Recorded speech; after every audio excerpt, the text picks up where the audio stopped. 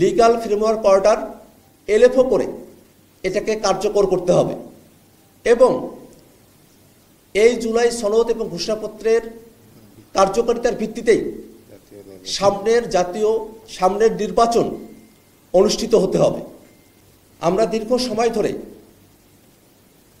বাংলাদেশের মানুষেরা গুম, খুন, আয়নাঘরের নির্যাতন, অত্যাচার, বিচার বহির্ভূত হত্যাকাণ্ড, দুর্নীতি, অপশাসন, ফেসিবাদের জাতাকলে আমরা পিষ্ট হয়েছি। সেই নতুন বাংলাদেশকে আমরা নতুন করে গড়তে হলে বাংলাদেশের সকল রাজনৈতিক শক্তিকে, বাংলাদেশের মানুষেরা যে আকাঙ্ক্ষার ভিত্তিতে 24-এর গণঅভ্যুত্থানে সামিল হয়েছিলেন, একজন রিক্সা চালক, একজন শ্রমিক মজুর, একজন কিশোর, তরুণ, শিশু, নারী, তাদের সকলের মনের যে চাওয়া, সেই বাংলাদেশ প্রতিষ্ঠা করতে হলে আমাদেরকে আমাদের সংগ্রাম জারি রাখতে হবে। একই সাথে গতকাল মাননীয় প্রধান উপদেষ্টা জাতির উদ্দেশ্যে ভাষণ দিয়েছেন। ফেব্রুয়ারিতে নির্বাচনের সময়সীমার কথা উল্লেখ করেছেন। আমরা মনে করি এবং পূর্বেও আমরা বারবার ব্যক্ত করেছি যে ডিসেম্বর থেকে জুনের মধ্যে সরকার যে সময়সীমার মধ্যে নির্বাচন আয়োজন করতে চায় তাতে আমাদের আপত্তির কোনো জায়গা নেই।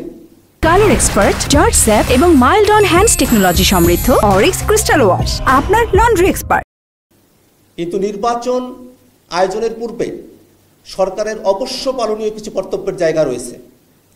এ সরকার গণহত্যাকারীদের বিচার করা এবং রাষ্ট্র কাঠামোর গুণগত পরিবর্তনের জন্য সংস্কারের ম্যান্ডেট নিয়ে সরকারের যাত্রা শুরু হয়েছে।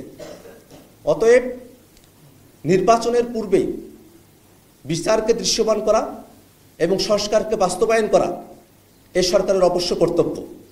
একই সাথে নির্বাচনের পূর্বেই মাঠ প্রশাসনের নিরপেক্ষতা নিশ্চিত করা এবং লেভেল প্লেইং ফিল্ড নিশ্চিত করা অবশ্যই সরকারকে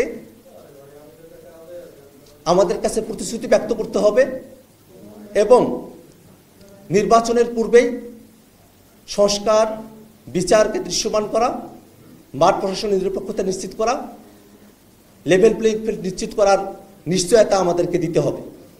আমরা এই জুলাই ঘোষণাপত্রে যে প্রতিশ্রুতিগুলো ব্যক্ত করেছি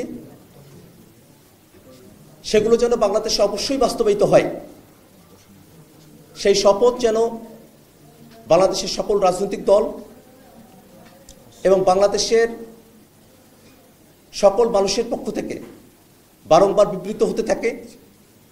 24-এর জুলাই অভ্যুত্থান বাংলাদেশে যে নতুন দিগন্তের সূচনা করেছে সেটা যেন যুগ যুগান্তরে ভবিষ্যৎ প্রজন্মকে অনুপ্রাণিত করতে পারে, এ আশাবাদ আমরা ব্যক্ত করছি।